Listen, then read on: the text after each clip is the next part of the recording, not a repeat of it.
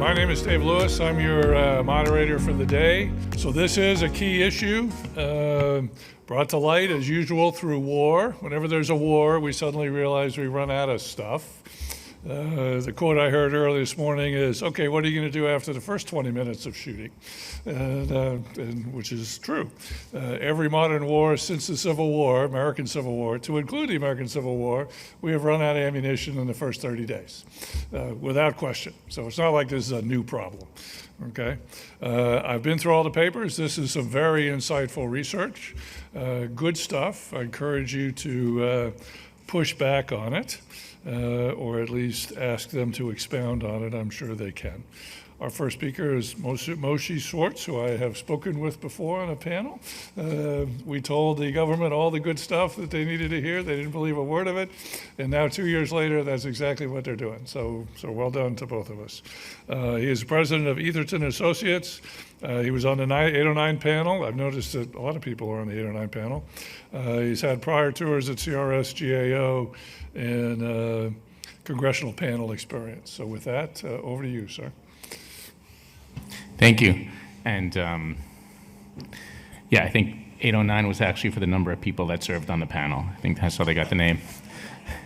So thank you for the invitation for NPS, and a shout out to Shell Johnson, who actually co-authored this report for me, who's in the back. So if you have any hard questions about this report, please direct them to her. I would appreciate that. And let me just jump in. We had 4 questions that we did in our research. One is the national security innovation and industrial base continuing to shrink? A couple of things on this. One is we're defining this as the national security innovation and industrial base and not the defense industrial base, because there's the intelligence community. There's a lot of other agencies that do this type of work, number one. Number two is it's just not about industrial, but it's also not just about innovation. So the innovation base also doesn't work. So we use this term. Forgive me though if we jump back between defense industrial base and the NSIB, just because sometimes we're talking just defense. The second question was, are DoD's efforts to reach out to industry and bring in more companies into the industrial base working? You know, in 2015, Defense Innovation Unit, then DIUX was established, and that was one of their goals. How is that going? The third is, what about the acquisition regulations is driving the trend of the shrinking industrial base? That kind of gives you what the answer is to the first and second, but we'll get into that. And is there a way to reverse this trend? So let's just jump into the first. And what we did here is we took 5 different studies on the industrial base, the size of it. One of the studies was about all government small business. Some of them were about DoD small business. Some of them were about DoD complete, all the businesses. It ranges from CSIS to Higher Gov, to NDIA, to Bloomberg, GAO as well. And they all use slightly different methodologies, but they all came to the same conclusion. And I think that's why this is important. It dates all the way back to 2005, as you can see, and in 2021 and 22, that is just simply continuing. Now, to put that in context, how does that shape up against the rest of the industrial base or the US economy? Because you could argue, well, COVID, that's understandable. Well, that doesn't work, because US GDP grew by almost 50% over the decade. The number of US businesses increased by 7% in a similar decade. And the number of new applicants, even including in 2022, has gone up. So there's a dissonance here between those two. So the national security innovation industrial base continues to shrink. I don't think we have this on the slide, but one of the things that some people have asserted, like in the DoD report from February 22, is that this is because of mergers and acquisitions. I don't think the data reflects that. Higher Gov did an analysis of aerospace and defense, and if you count up all of their mergers, that represents 10% of the entire decline on average year over year. Right, so that doesn't account for 90%. Putting aside the fact that in the commercial industry, which has grown, they're also the occasional merger and acquisition in the economy. So the second question is how to push the button. There we go. Are DoD's efforts to reach out to industry, bringing in new companies working? So here also we took 3 other analyses. So this is what everyone else is saying, not us. So if you have a problem with the data, the question is DoD, or I mean, I would never say challenge GAO because they're always right. But this is the conclusion that everyone is coming to, right? So 3 studies here on DoD small business, DoD all entrants, a declining number of companies joining the industrial base as well. And if you could peg 2015 when DIU was established, you see that hasn't reversed it. In contrast, there are consortia that were established to work with governments starting in 2015, 2016, as Dr. LaPlante talked about this morning. And we tracked here 12 consortia, which is about 30% of all consortia that are working with government, and their membership. And much of this membership is paid, and they've increased from, you can see there, over a decade by about 1,000%, from about 500 in FY14, FY15 to over 5,700. Right? That's a pretty big increase. So why is it that fewer companies are in the defense industrial base and fewer companies are joining, but when it comes to working with consortia, which is primarily other transactions, companies are paying for the opportunity to work with government? DIU, by the way, has brought in some companies, 360 OT contracts, 321 unique vendors. We believe some of those are new to DoD. We don't have the exact numbers, but there's data to support that. So the third question is, so then what is driving this? NDIA did a poll, and this is consistent with polls that we've done and that we've seen. And look at that big number there on, it's my bottom left, I think it's your bottom left as well, right? The 30%, it's the burden of the acquisition process and paperwork. That would seem to include all those other things, include inflation, include budget stability, include lack of funding, include IP, include all those other things. What that seems to be saying is, there's no one particular thing that in and of itself is driving it, but all of it together, at some point, the critical mass is too much, right? So what is the problem? And these are some of the things that we heard a lot. Companies that sell into the NSIB are also selling into commercial and government markets. So when you have to segregate your parts for domestic, that is driving up your overall cost per unit for the commercial market as well. And when that happens, that makes you less competitive. So companies that are committed to the defense market may not have that issue, but if you're a hybrid company or a commercial company, you're going to hesitate. The government-specific regulations, at the back of the report, we put a list of all the rules that are going through the regulatory process right now. I think there were like 15 or something that are all prohibitions. You can't do this, you can't do that, you can't use this telecommunication system, you can't use this semiconductor, you can't use this PCB. Right? You have to report on your contractors, individuals who are working in China. I mean, it just goes on and on and on. I've been doing this for a living for 15 years, and I can't keep track of it. I sure don't know how small and medium companies are going to do it. So it's the aggregate of the system. Now, somebody over coffee pushed back on this and says, I'm not sure this is the reason why. And my response to that is, it might not be, right? We didn't do a full analysis of 1,000 companies, but let's have someone do that analysis, right? Because this is a place where a lot more data analysis can be done. But if you compare the OTA and you compare this poll data, there's something there. You know, a couple of companies I've spoken to have said, we like OTAs because there's better communication, right? We don't have to work with the government. The consortia works with the government. And I had one friend who worked on the Hill, so you know where his allegiance was. He's a patriotic guy, and he's working with this company that does technology. And I said, oh, you've got to take this to DoD. And he said, no, it's not worth the effort. I'm going to go everywhere else to take this. And this was a technology where you drive electric vehicles on roads and it's automatically charging, which has base implications if you think about that. And they're doing things around the world, right? But they will not take it to DoD. I said, well, why don't you join a consortia? And he said, oh, send me the information. After I explained to him, that I'll do, right? So I just want to give that case, although one case is never a good example for everything. So how can you reverse the trend? I think a foundational change in how government thinks about the NSIB, and this is from the report, Defense Acquisition, we too often view it as a mechanistic transactional process. You fix it with rules, you fix it with regulations, you don't. It's a human endeavor. It's an art, it's about relationships. Right, I have contracts with my clients. Gotta tell you, half the time, I don't know what's in the contract. Right, now one day that might not be ideal, but if they need something, I do it, and we talk about it. So I think relationships is important here. We're not gonna fix it with process.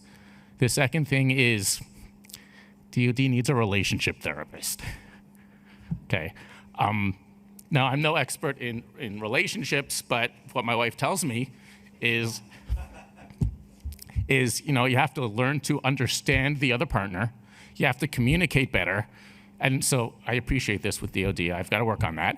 And you have to come up with and build a win-win solution. And very often DoD takes a win every time position where we have to win on everything. So I'll just give you an example. DoD says, well, we're not going to pay more for inflation because it's not in our budget. I get that, right? I would probably do the same thing because Congress gives the budget. So then don't bring down the progress payment rate.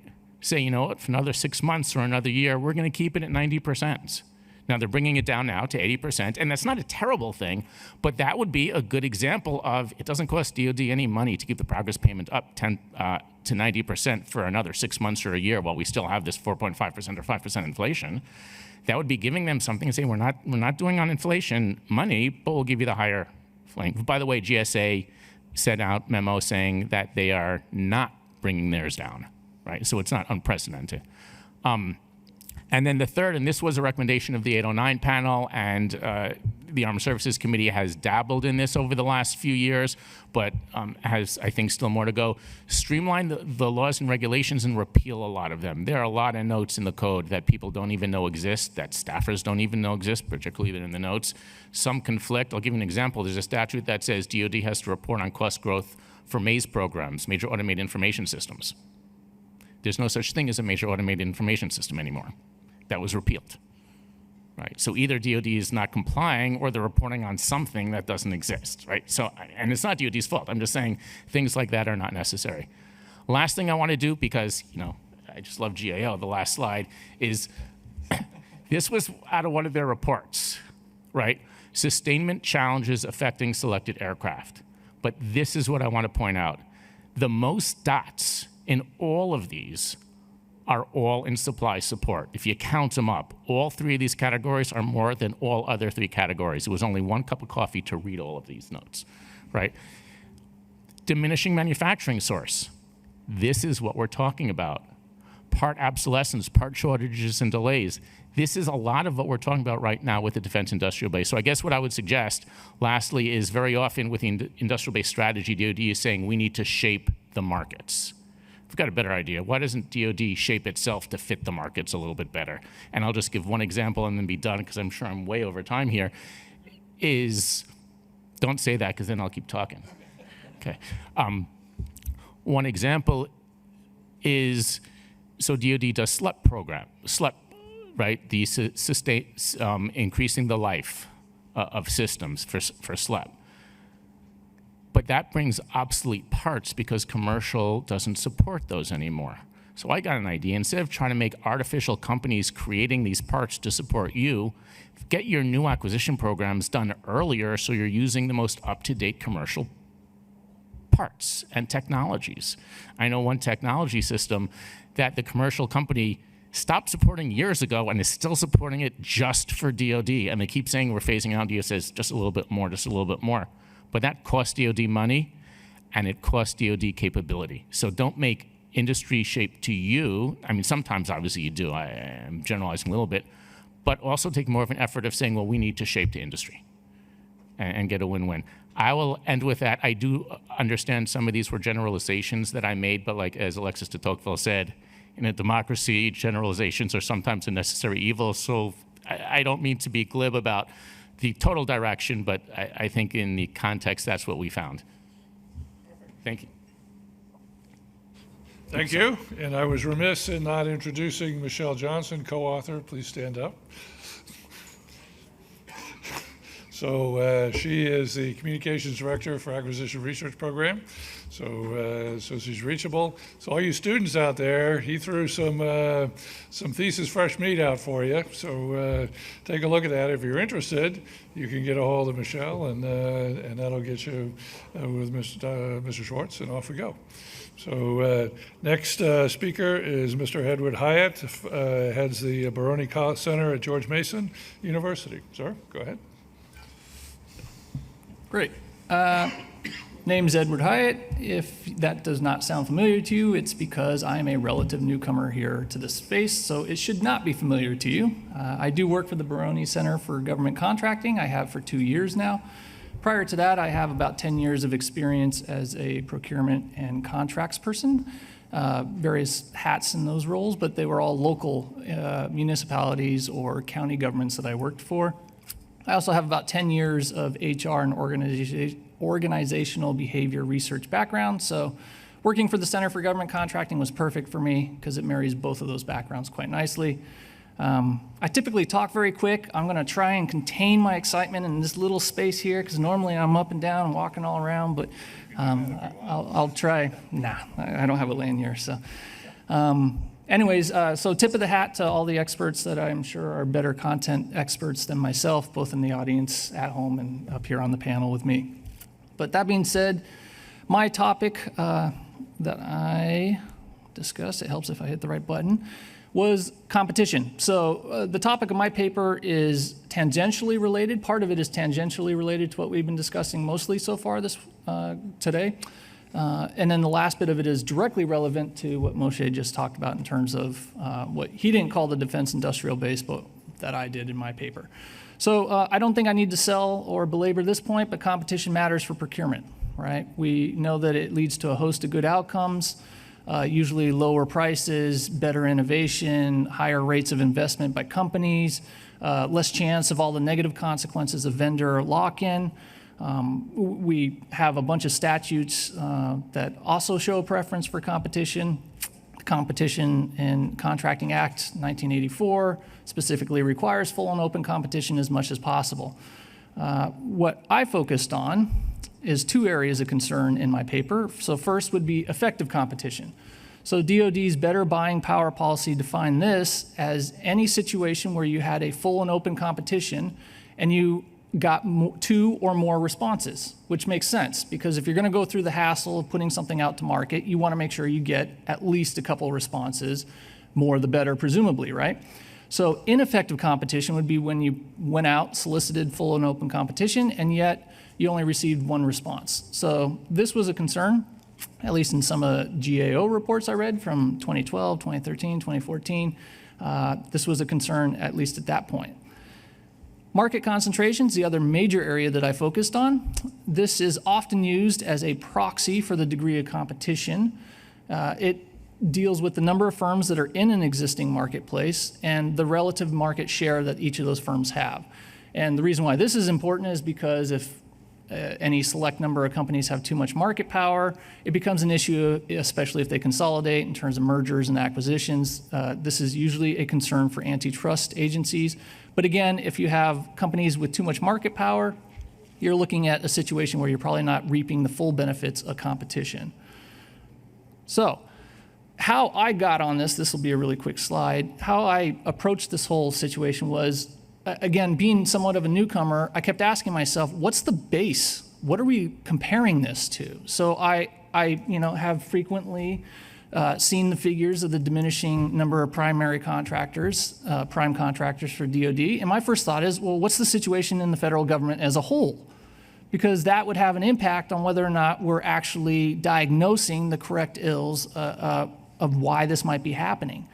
So really my frame of thought for most of this paper was, is this phenomenon unique to DoD or is it more widespread? And the reason why that's important is because it'll put any potential problems into a broader context for DoD officials in their policy making and their own general knowledge. So that's where I landed on my two research questions. First one has been done a few times, competition and market concentration trends. What are they? Just establishing, again, we've even seen some graphs already in that regard, but importantly, how do these trends compare to the rest of the federal government?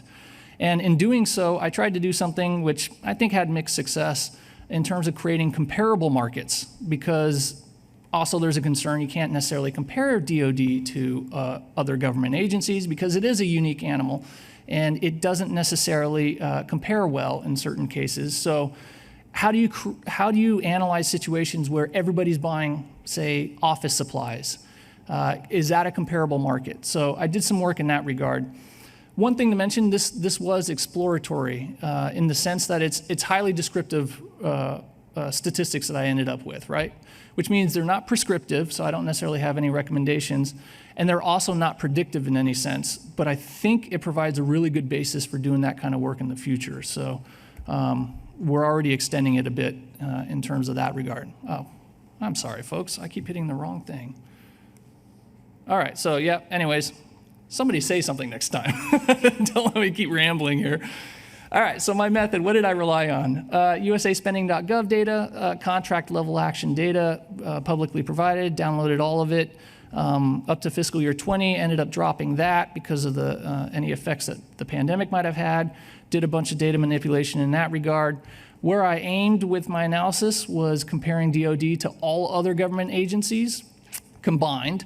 Now, it doesn't necessarily have to be at that high a level. It could be more narrow, but for the purposes of a conference paper especially, it was appropriate to keep it at a high level. I did several levels of analysis, so I looked at all types of contracts and what the situations were there.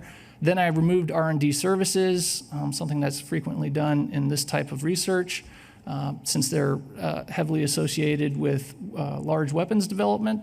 And then what I tried to do was find those markets, again, that were more comparable. So I excluded in that third level of analysis any market where there was a single dominant agency doing the buying. So in most cases, it was DoD. So DoD buys a lot of stuff that other departments and agencies in the government doesn't. So this ended up excluding out some of those more, I don't want to say top heavy, but more dominated markets, again, usually the DoD. And this was trying to get to a sense of the markets where everybody was buying the same stuff, okay? Now, for this presentation, I'm only gonna show results for the middle level, so don't worry about it. You're not gonna see too much. The one disappointing thing that I mentioned about having mixed results is that even though the numbers did end up changing with all these levels of analysis, the overall picture didn't change much, which as a researcher, you're always looking for differences, so that was a little disappointing. But c'est la vie. So for effective competition, so I had two major areas, right? Effective competition and market concentration. So for effective competition, I relied on all four types of awards, which differs slightly from previous research that I've seen. And then those are just some of the fields that I used. All of these details are in my paper itself in terms of what I did. There's quite a lengthy methodology section in there. These are the initial results for, first of all, the overall competition. So just to orient, see how big it is? Yeah, it's somewhat readable, I hope. Two sets of columns for every fiscal year. I'm only going to present the last 10 years because, again, for brevity's sake and to get it to fit. Fiscal year 10 all the way through fiscal year 19. Green bar being your effective competition rate, so that's where you got more than one response. The yellow, the smallest section in the middle there, is your ineffective competition, and then the blue is the not competed altogether. So it probably doesn't strike anybody as surprising that the not competed rates for DoD, which is always the first column in each of these dual columns, is larger than the all other federal agencies combined, right? So we already know that as a situation exists, so that's not surprising at all. DoD's competition rate, which would be your green and yellow combined, hovers around 50, 60% most years. Again, not unusual. The rest of the government around 75%. What I think might sometimes get dropped out, however, is that of those contracts that do get competed, the effective competition rate is higher for DoD than the rest of the government. So a little feather in their cap in that regard. When you're just looking at the contracts that do get competed, they're performing better. So that first green bar in each of those dual sets of green bars is higher in each case, and that reflects that result. Likewise, for the yellow, the ineffective competition rate is actually lower for DoD as well. So when competed, DoD is performing better. Short takeaway there. So market concentration was the second aspect that I looked at. For that, I relied on a HHI, which is the most commonly accepted measure of market concentration. It's used by the DOJ, the antitrust division there, the FTC. They have set thresholds for what they consider to be problematic in terms of the level of market concentration that's being exhibited by the firms in a particular market. So 1,500 and 2,500 are your two primary numbers that you should focus on.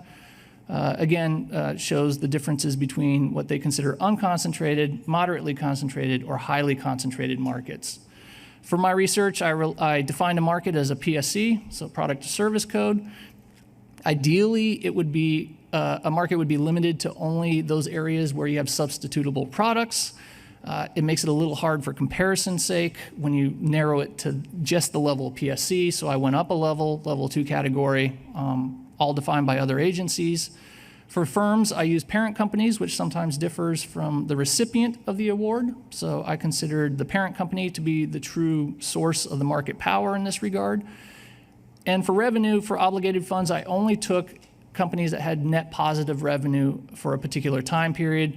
The rationale being you can't really have negative market share. So sometimes what looks like a negative is just simply the contract obligation's been closed down, closed out, et cetera. And also with the HHI, you square some results. So anybody that had a negative market share initially would turn out to look like they had a positive one, which would give you too many players in the market and a much better rating than what you should have earned.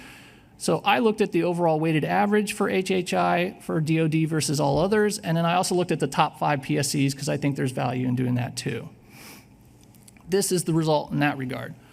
So DoD being the green line, other agencies combined being the yellow, you can see that in this regard, DoD has a higher rate of market concentration than the rest of the federal government. So this is also something that I've heard, rhetorically over time here. And that's also true. And yet also I look at that and I just think, again, somewhat outsider's perspective, 200 points is not bad.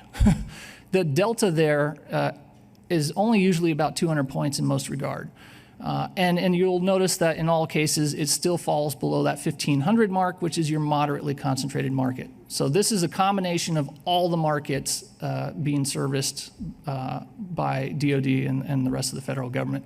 In fact, that delta changes if you consider all contracts. So that first level of analysis I did, that delta almost completely disappears.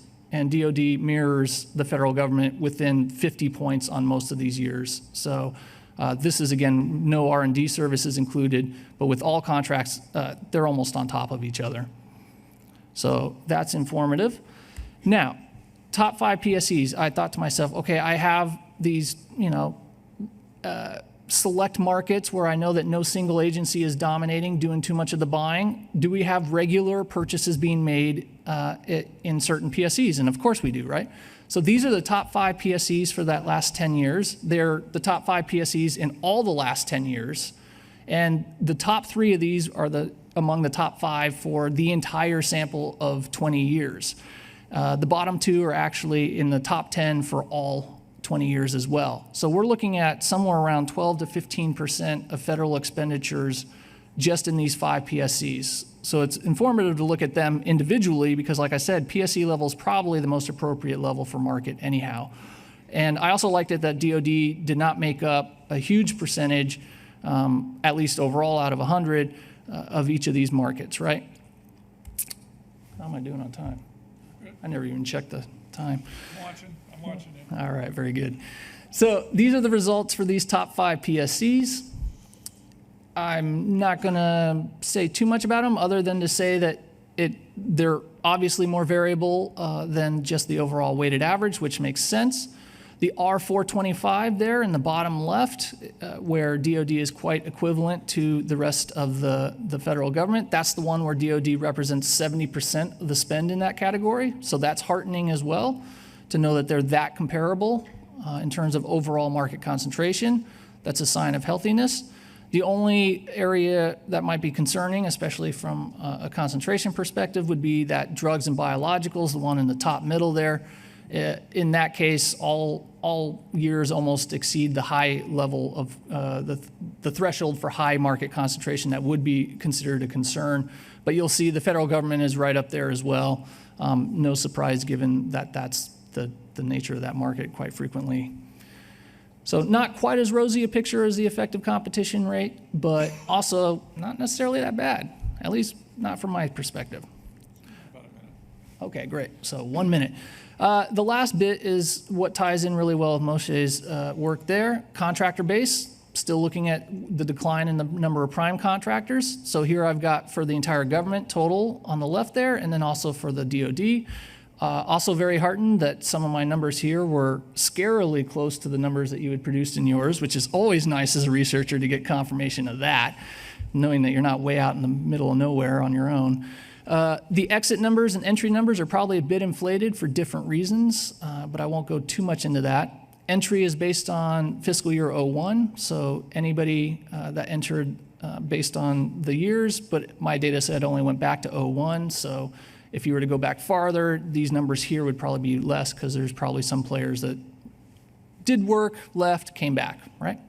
Same with exiting, especially for the most recent years. Take that number with a grain of salt because that's based on future years and whether or not they still have work going. And, you know, again, company may have just fallen off for a year or two. Now, what would be really important, and this is the last slide, well, second to last slide, is not necessarily the actual number, right? But for the purposes of my paper, I'm looking to see how does this compare to the rest of the federal government. So again, what I get here is a very comparable looking situation. So for both exit and entry, I've got very similar percentages of what's happening in the contractor base. So what that tells me is either there's something fundamental to the federal government, there's either something fundamental to the outside market, there's something fundamentally happening in the commercial sector, there's probably something happening beyond just whatever the DoD is doing to cause a drop in the defense industrial base players, unless they just coincidentally are doing something that's unique and they're producing the same exact result as is what's occurring across the entire federal government. So again, I think it adds a little bit of perspective in terms of if we're going to do a deeper dive into why contractors are leaving, we should consider as well what's going on a grander scale, because undoubtedly there's something else happening. And I agree, mergers and acquisitions can't possibly explain all of it. You don't go from a bigger number to a lower number that quickly based on a few mergers and acquisitions or even a declining number of new entrants. That just doesn't make sense.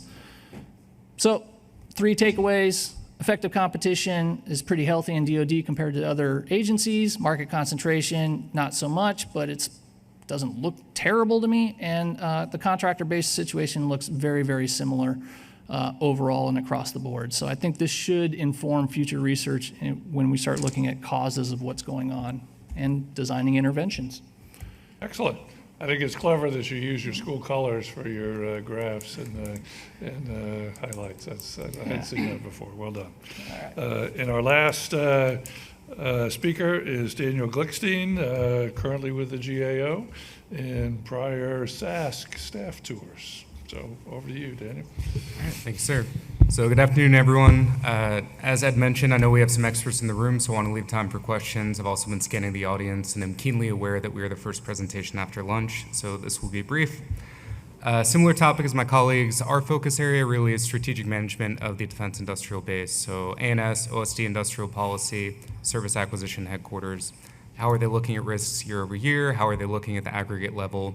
And that is really the mandate that we're looking at in the report that I'll be talking to you about. And earlier this morning, we were challenged to give a so what or why do we care, if you will, about the research. Undersecretary LaPlante kind of stole that thunder this morning, but I would just suggest there's a lot of attention about industrial-based policy now, more so than there has been in a long, long time. As we'll get through this presentation, I think you'll see there's very much an active debate, and I think you'll find our recommendations. There's a role for industrial policy to step up, maybe provide some clarity to that debate going forward. And so that is what I would contribute for the so what up front. And let's get into this now. So 2 key objectives, as I mentioned. The first one, we're looking primarily at OSD industrial-based policy. To what extent have they developed a strategy for mitigating defense industrial-based risks? Things we've been hearing about today, single sources of supply, foreign dependence, things like that. The second, moving a layer down, is to what extent is DoD monitoring and reporting its progress towards mitigating those risks? So how are we doing over time? You know, to what extent does the department have visibility into that? Methodology, I won't read all of this to you, but there's some key documents we looked at. The industrial capabilities reports, these are annual summaries by DoD of industrial-based activities. We'll get into this later in the objectives, but that was the main document we did content analysis on to figure out to what extent is there visibility year over year? Can you trace risks over time? You know, how useful is that report from that regard? Executive orders that were mentioned, so 13806, a very large comprehensive defense industrial base review in 2018, and then 14017, again, focused specifically on supply chains in the last year or two. And then we'll get at this in Objective 1, but there are 4 documents currently that DoD has been using to comprise its defense industrial base strategy. It's currently using a compilation of 4. Going forward, it sounds like there might be one consolidated strategy, but we'll pick that up later. The key analysis there, we were measuring that strategy against geo-identified criteria for assessing national strategies. There are a couple of components and a nifty graphic I'll show you in a few slides, but it's basically 6 characteristics, an implementation plan, identifying resources required, having clear organizational responsibilities identified, so that once the strategy is completed, subordinate organizations can actually execute it, and it increases the effectiveness of that document. And then lastly, we talked to the usual suspects, Office of Industrial Base Policy, and Military Services, and the Acquisition Headquarters, as I mentioned. So on to the first objective, looking at this strategy.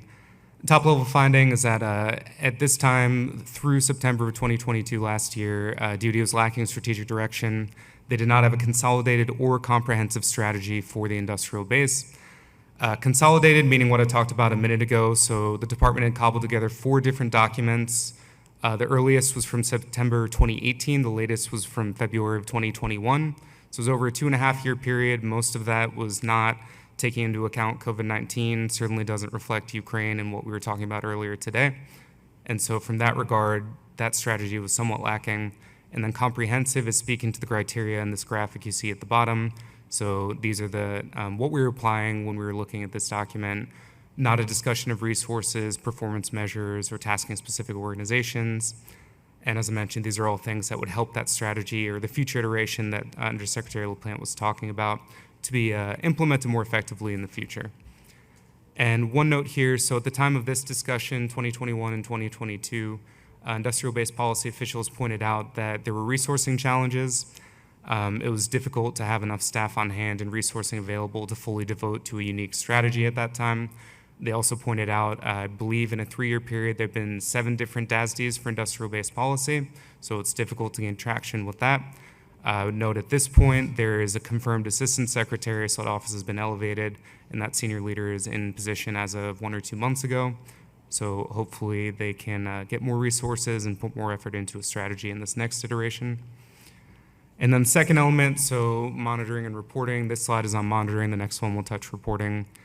We found that when you look at an aggregate level, when you try and zoom out up from just individual programs or program offices, it's very difficult to track risks over time or really provide any characterization of how well the department is doing in a given sector or overall in the defense industrial base. There are 2 examples here, so castings and forgings or microelectronics, but I think the broader point here is that DoD has work to do in putting into place measures or some indicators to measure this risk, track it over time, have a handle on are mitigation efforts effective, how much risk are you buying down. For one, just it's useful to have that as you're investing in these programs year over year. But additionally, for the microelectronics, for example, as contingencies or emergencies occur, funding becomes available. There's $50 billion in the CHIPS Act here between DoD and other agencies, or Ukraine replenishment funding now. To the extent that the department has a tiered list already of its highest risk areas, what needs to be bought down, and what that resourcing might look like, it's easier to apply that funding rather than needing to tackle that issue in real time while you're also dealing with the situation. And then on the reporting, similarly, we found it was difficult to measure progress year over year. So we looked at those annual ICRs, again, the industrial capabilities reports. We traced them from 2018 to 2020. We picked a couple different sectors. We picked shipbuilding here as one example to highlight, and just tried to trace from 18 to 19, 19 to 20. Did the risks change at all? What mitigation efforts were done? Was there any way to find the outcomes of those efforts? You know, did shipbuilding go from a C to a B in a grade level, to be very basic on it, but just trying to trace that. And the reports did not consistently report on this. It was difficult to measure any of the outcomes over time. Again, really once you get at the overall sector level or above, there's a lot of activity going on at the individual program level that is good and laudable, but this objective, we found that there was more work to be done once you zoom out. And that leads to our 2 recommendations, so they map to each objective somewhat. The first is that DoD should develop a consolidated and comprehensive DIB strategy. So consolidated, again, one single document, single purpose, crafted with that in mind, not pulling together 4 documents from 2018, 19, 2020 to meet the bill. And then comprehensive, meeting the 6 characteristics of the criteria we laid out. Again, just to help ensure that if you're going to go through the effort, devote resources to have a strategy, you have the follow through, you have an implementation plan, you talk about resourcing, it's more easy to execute that. So that was what we were looking for and made a recommendation to there. And then the second one is basically performance measures. So at the aggregate level, when you're looking at the defense industrial base, the Department of Services need to develop those and then start monitoring those year over year. For one, to measure their own performance and help them, but also communicating to the Congress. So as I mentioned, we're talking about maybe a debate on how we approach industrial-based policy. Some of that will certainly involve discussions with Congress, more resourcing, to the extent you have data indicators that you can point to justifying certain activities or explaining what more it might take to buy down certain levels of risk. I think that would be beneficial across the board. And this is our nifty ending page, but we have more work in this area. We're always looking at the industrial base. We're in individual programs. We do macro analysis of the defense industrial base like this report. I just wrapped up some work on the National Technology and Industrial Base, so partnering with Canada, Australia, New Zealand now. I think Dr. McGinn will be talking about that later today. But there's a lot of work going on, so stay tuned on that, and we'll be coming back into this area. But now let's get you all involved and get some questions. Over to you, Admiral. You're early. So I will say GAO has done a great job with graphics over the last 8 or 10 years. Your stuff's really good, it's really dense, and the graphics actually help out, make it more clear. So questions from the floor. I have nothing online. I have some questions, but go ahead. Corey Yoder from the Naval Postgraduate School. I had a question for you, Moshe. You know, back in the late 90s, mid 90s, there was a huge push to go commercial item acquisitions and create the legislation around that, which streamlined and eliminated some of the regulations and statutory requirements that otherwise would have been applicable. Do you think it's time for us to go through that drill again? It's 25 years later, 28 years later, but we keep adding more and more regulations. It's time for Congress to say, let's take a comprehensive look at this and see if there's a way to streamline the applicability of all these regulations and make it a statute. So, yes, absolutely yes. And I would suggest so much is built up over commercial items, it's gotten so complicated that I keep going back to the statute and rereading it because it's so complicated at this point. And one way I like to think about it, and with the statutes generally, and we talked about this, is like barnacles on a boat. Every so often you need to come and scrape them off because it's slowing you down. And the last thing I'll add is last week I was on a panel on other transaction authority, and someone from DOD made the comment, it used to be commercial items, but that's become so complicated, now it's OTs to accomplish the exact same thing. And I think that points out to exactly what you're talking about. It's time to make commercial item buying actually commercial buying. Thank you. So Corey, I didn't recognize you. I've never seen you in the flesh. I've always been...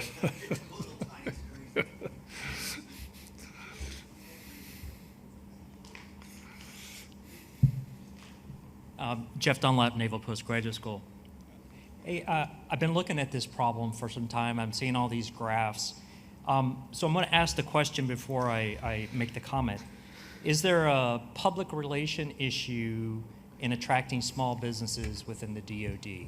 You see a lot of, for the military, active duty, join the Marines, Army of One or whatever they're doing today. Very high intensity, this is great work. If you look at small business owners today, so that's my question. So the sort of run-in on this is, if you look at who owns small companies today, they're really a post-Cold War generation, right? They basically grew up with a DoD that's been sort of vilified as a consumer of taxpayer dollars. And it sort of seems like maybe that's our problem, is the people that are running the small businesses don't have motivation or don't know the importance of them working for the government. So my question is, do we have a PR issue?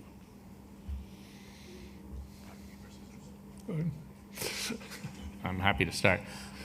So I think it's undoubtedly true that there are portions of the population that don't want anything to do with DoD and other aspects of government. We've seen that in Google contracts and things like that.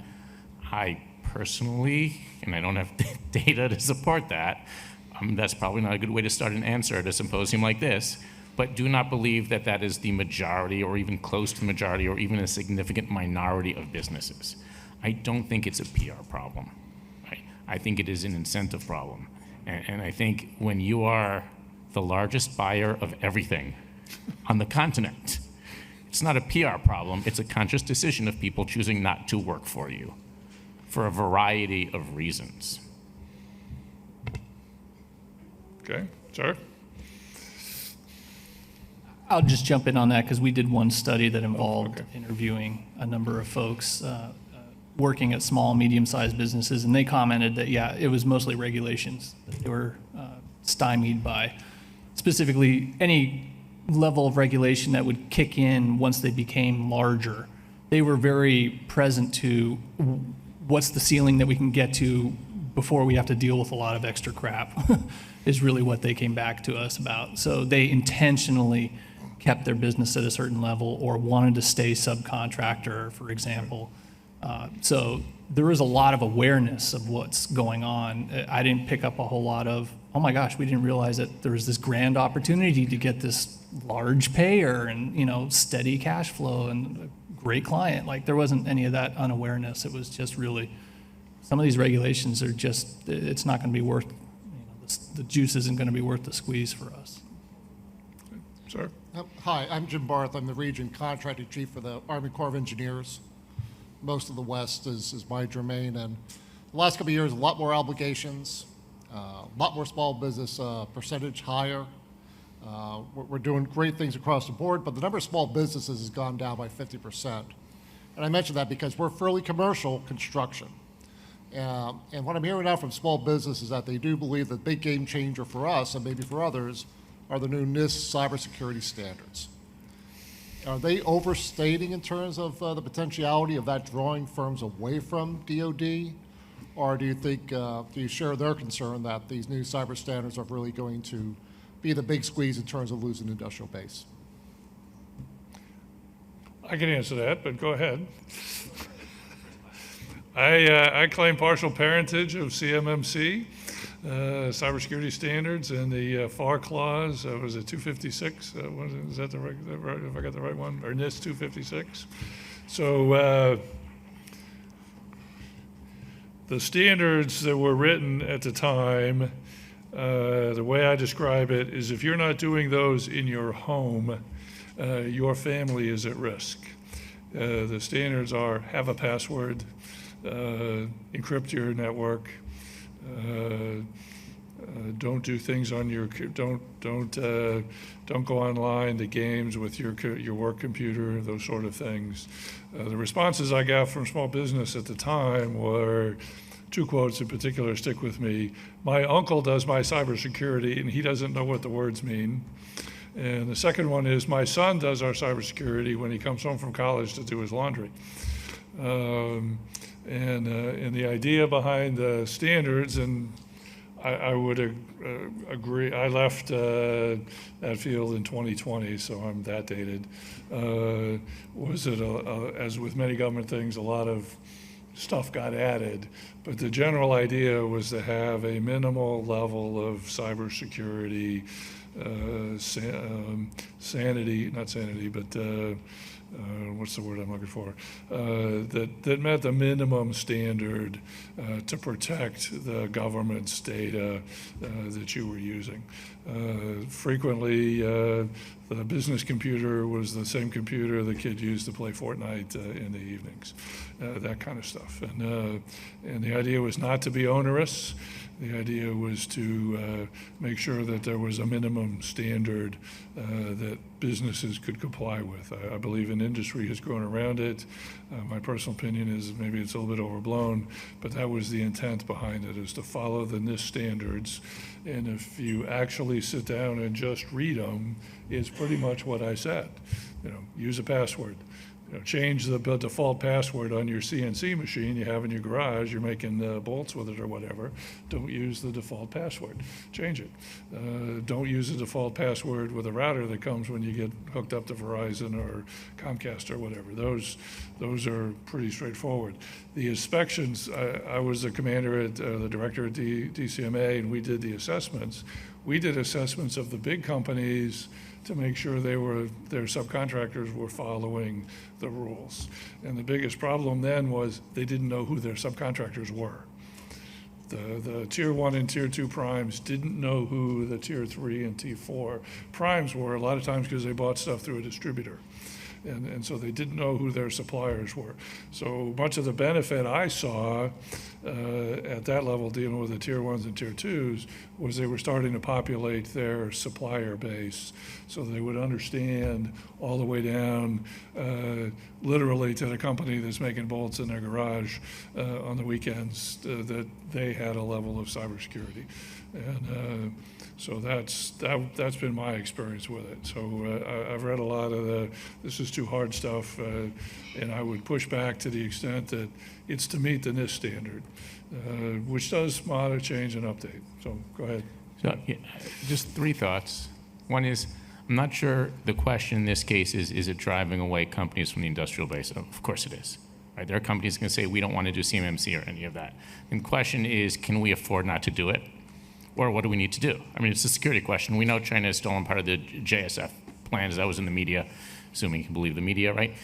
We know there's a Virginia-class submarine, OPM breach. We know that. So I think the question is, the first question is, can we afford not to do it, right? And if companies leave, well, that might be the price.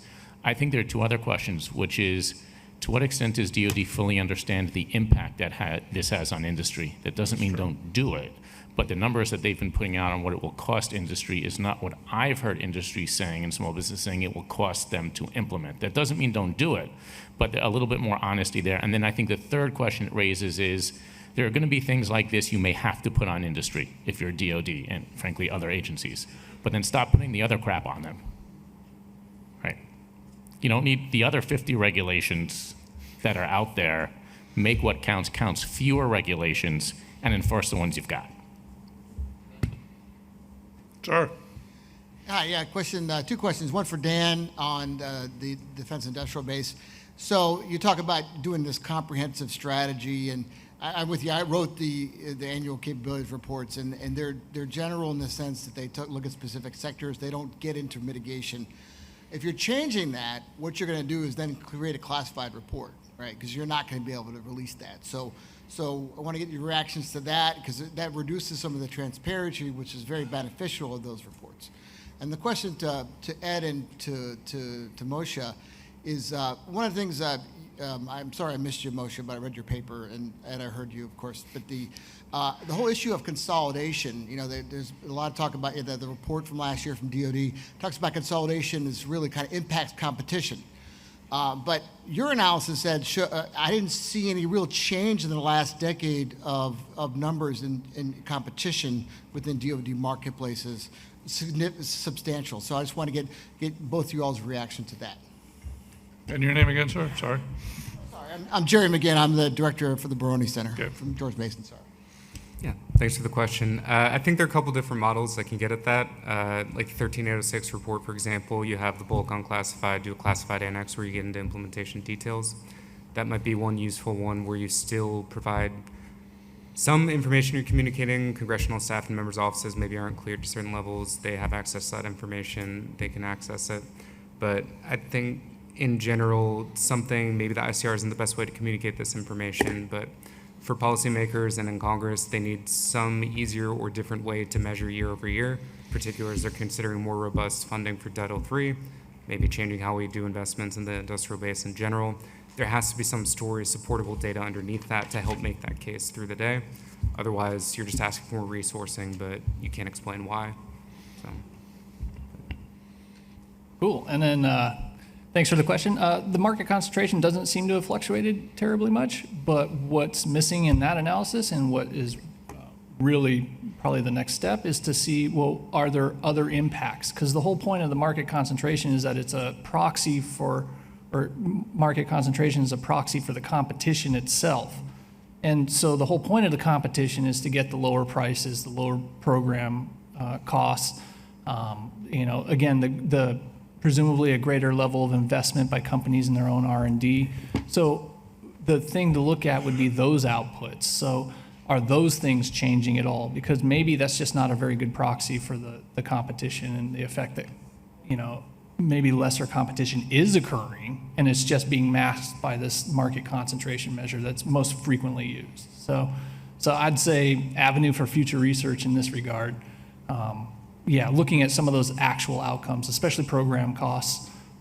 And then we've had conversations as well. It's not just about costing either, right? It's also about resiliency. So maybe it's not leading to lesser costs, but we do need to consider the fact that we need more redundancies, and so we need to spread the market concentration a little bit more.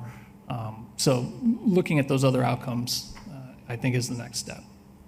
I have a question online. Go ahead. Sorry, just 2 points. The first one is in the DoD report from February of 2022, when they said a lot of mergers and acquisitions, and that could increase prices to the government. And then they had a throwaway line in there that said, but we have not seen an increase in prices because of the merger and acquisition. It's like, well, okay, why are you making the argument that it could increase prices when you haven't seen it? Although obviously it could. But the second one is something that people don't talk about is when you get into the sub-tiers, because of all these companies leaving, what does that do to the competition? And I mean by that is if you could have two primes competing and both of them using the same subcontractor for the same component. And we frequently don't have that part of the conversation in competition. So yes, we look at the top line competition, that's great and important, and competition, absolutely. But are we losing some of that competition below that? Because no matter who you award it to, sometimes a company went and hires the entire workforce from the person that lost it, right? That's happened. And I think that's a really important area to look at, and I think Defense Industrial Base is actually looking at that now, if I'm correct. So I have a question online, sir, so you'll be next. But early in the COVID issue, if you all remember getting COVID screening with the 8-foot-long swab that went to the back of your brain, and everybody was buying them, they were made by one company in Maine in a back of a grocery store. I'm not making this up. And they had designed a special machine, one machine, to make these cotton swabs. And they were making, I'm making it up, but 100 every 10 minutes, which was great up until suddenly it wasn't great.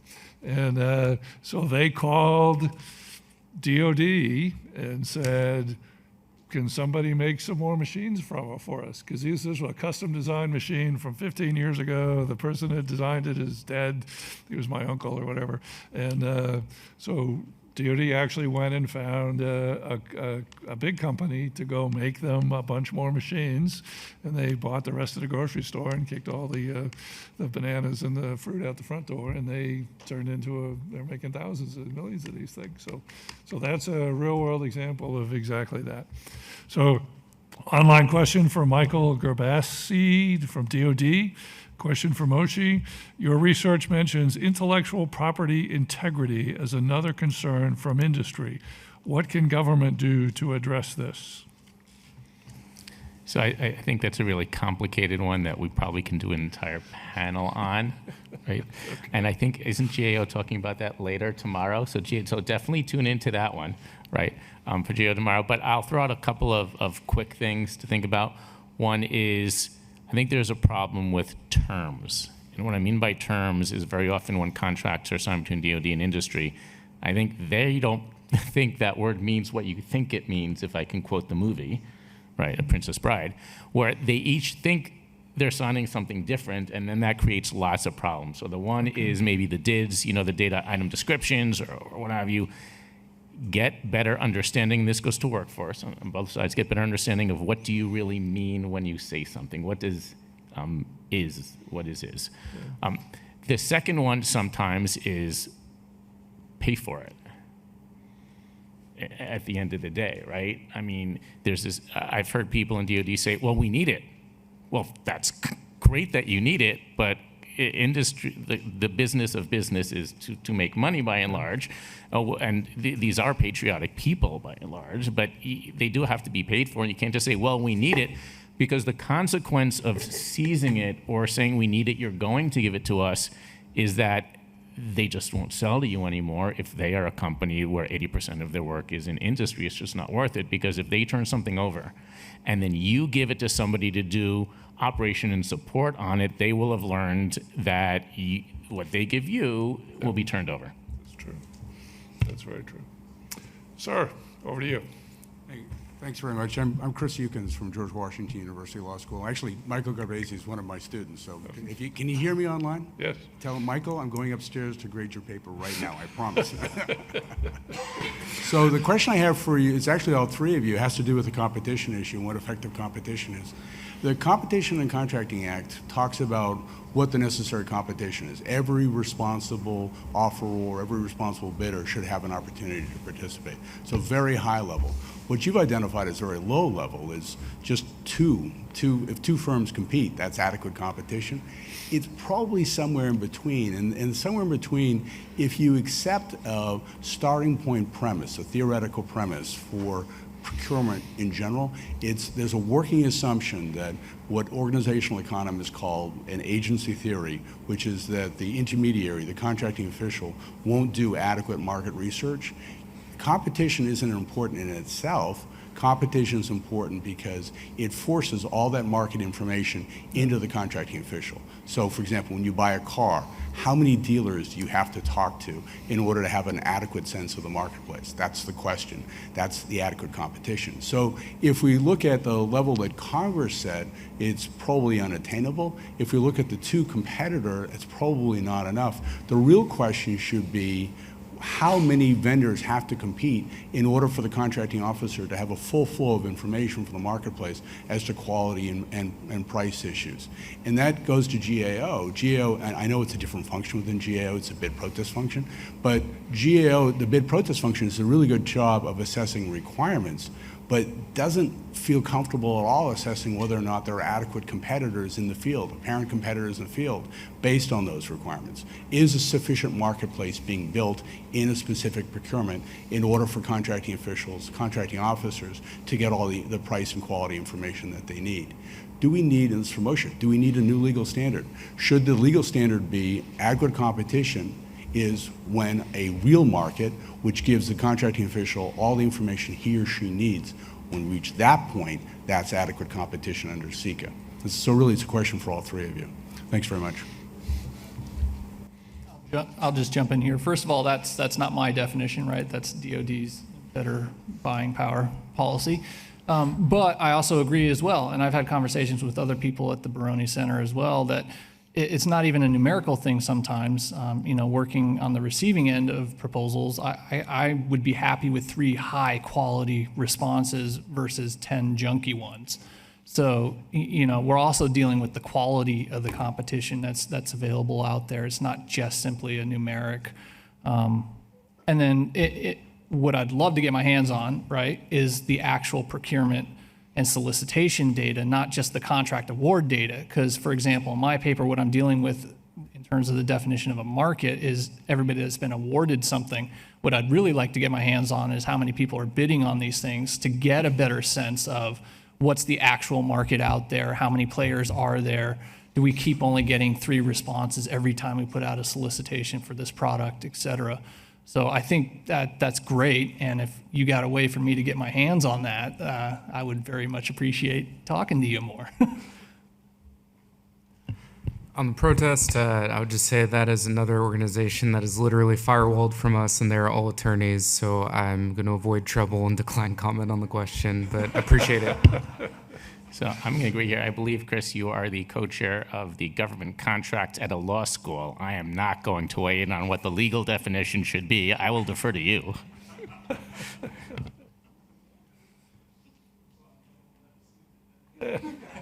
We let you go first. Yeah. Thank you very much. Hi, my question is for you, Ed, and then I have I'll start with a comment. In 2021, the paper I published here focused on some of these issues around anti-competitiveness, and an area for further research is you can actually access all of the archived solicitation data. So for instance, we ran over 1 million archived DoD solicitations through a number of different analyses. One of them was response time. What we found was that 70% of all DoD solicitations required responses within 21 days of when they were posted, and 30% required responses in 10 days or less. That might be a better proxy for competitiveness than did you have at least 2? And similarly, we ran the description fields through the Flesch-Kincaid readability score, and fewer than 3% were written in plain English.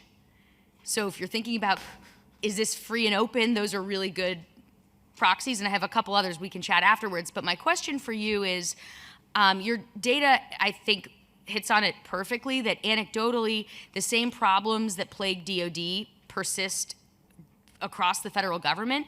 But my question is, if in your analysis you considered the fact that, again, anecdotally, many DoD suppliers also sell to other government customers, and it's possible that the Department of Defense's poor behavior is actually leading to consolidation in the other parts of the government, because if a company does 80% of its government business with DoD, 20% elsewhere, and the DoD has become too difficult to work with, they shutter their entire federal service, or they go out of business because of that. And I haven't read your full paper, so curious if you address it at the individual company level and what your thoughts are about DoD playing an outsized role in other trends. Yeah, and this paper didn't address that, but that's perfect because we actually are doing a deeper dive into that to see, are they the same companies that are even leaving? One thing I didn't mention is that DoD represents about 45% of the total contractor base for the federal government. So when those numbers are going down, at least it's a half and half. So it's nice to make for comparative purposes, but getting down to the actual level of which companies are leaving and how many of them have more of a breadth issue of servicing more than one federal agency, including DoD, that we haven't done yet, but we're heading in that direction. So, and we're definitely going to talk about the archive solicitation data. Sure, go ahead. Thank you all for the talk. My name is Howard Reichel. I'm with In-Depth Engineering. We're actually a small business of about 200 folks. We do FAR-based contracting. I know Dave Lewis a little bit. We have certified costs accounting systems. We can do CMMC. We're good. Why? So 90%, 94% of our business space is as a subcontractor to a big, right? Why is that? It's because the federal government bundles everything. Simple as that, right? There is nothing to bid on. Everything is a multi-billion-dollar award, and we, a 200-person company, can't bid on a $200 billion contract. The Navy and DoD has been talking about open systems and unbundling and the HHI index for a very long time, but nobody's unbundling anything. We read Fed Biz Ops, we participate in all those things, but to survive as a small business nowadays, you need to be on the coattails of a big guy who can chase such a monster. Have you looked at the extent to which we've been at all successful unbundling as a service?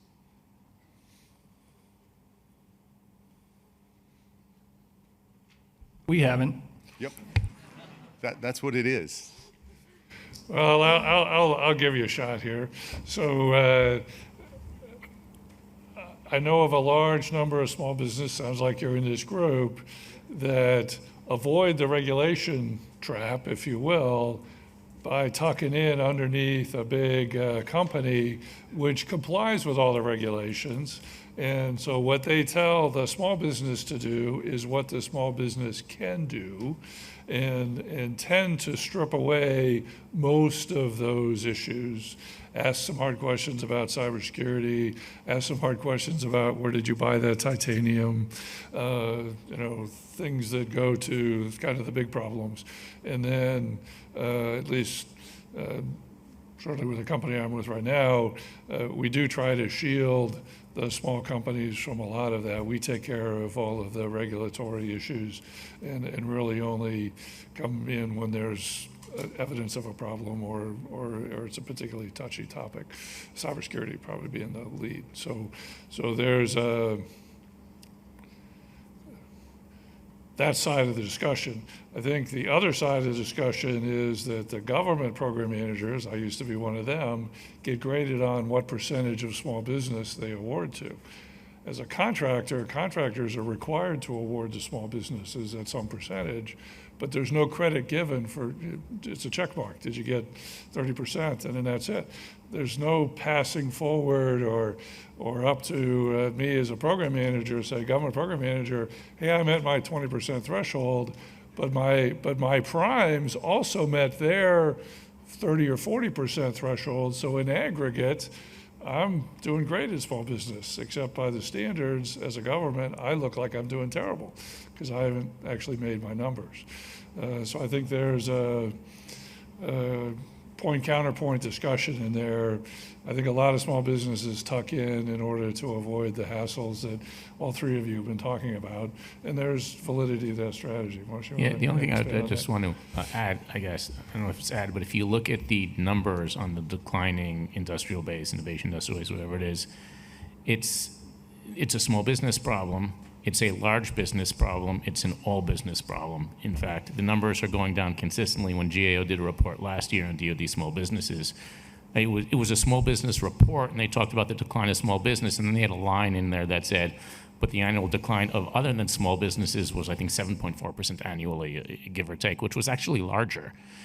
So not to minimize, and I didn't look at, I don't have in front of me the numbers on small businesses, but the decline is a writ large industrial-based problem for every agency across all business sizes. Okay. Sir. Hi, Chris Berardi. I'm at the Air Force Artificial Intelligence Accelerator, although my question has nothing to do with that. It's for you, Ed. So, I mean, a lot of times, and I thoroughly enjoyed your presentation, going to read your paper, but when we look at FPDS data and USAspending.gov data, it's one of the only areas where we're able to, wash away 40%, up to 40% of the data and still convince ourselves it's complete just by saying this doesn't include classified data. But I mean, that could completely change the outcome of what you're doing. And I'm just wondering, it's a problem that doesn't exist to the Baroni Center too, right? I mean, everything that CSIS produces and anyone else that studies this looks at this, I guess from a methodology perspective, I mean, is the Baroni Center or anyone looking at a way that we can at least bound this, or at least if we aren't able to bound it, how do we add the uncertainty to products like this so we're able to say whether this is even in the noise or whether the outcome is truly indicating that? Because working on the inside and seeing both sides of it, anecdotally, sometimes my experience is very different from what the data shows us. Yeah, I have a couple of thoughts on that. One is that, yes, there are issues with the FPDS USAspending.gov data. However, do you have a better alternative? So it's highly transparent. It's in depth. I've looked for contracts that I knew existed there and didn't find them. So I'm like, well, what good is this data source? But then again, what's the alternative? So yes, if we're only dealing with 60% of the possible data out there, then I'll take that if that's the best number I can get. But having a healthy realization of that, because you're right, I mean, there's a huge chunk that's not even required to be reported, right? So we're missing out on a lot of insights. The only thing I can say is it's quality data in, better outputs. There's a lot of data scrubbing to be done. I know CSIS has been working on a database for quite some time. Like I said, we've got our own now kind of up and running, constant data scrubbing. Talking about exiting firms, for example, I can just eyeball the data and see that a bunch of those firms are actually joint ventures between other existing contractors, and presumably those joint ventures were set up for one-time purpose vehicles. They completed work and they stopped, right? They completed their contract. So it looks in the data set like it was a company that left the defense industrial base, and yet practically speaking, if they were two already existing companies that just got together for one specific contract, is that really a shrinkage? Not really, right? So, and I can tell that just by looking at some of that data. So it's just going to be a constant struggle in terms of data cleaning. Probably somewhat of a training issue, because how many points of entry are there for this data as well? All the contract officers out there entering data, how well are they trained? What's the quality of that? One of the reasons why I focused only on the last 10 years, and especially in the paper that I have, even though I did the analysis on all 20 years, is because there's even more issues the farther back you go with the data. So everything you say is legitimate, and yet I still come back to, well, what else am I going to use to put words on paper with, right? I don't have anything else better to use. So, All righty. but healthy cognizant of We've that reached issue. our time. So thank you all for your papers and your presentations, and round of applause for everybody.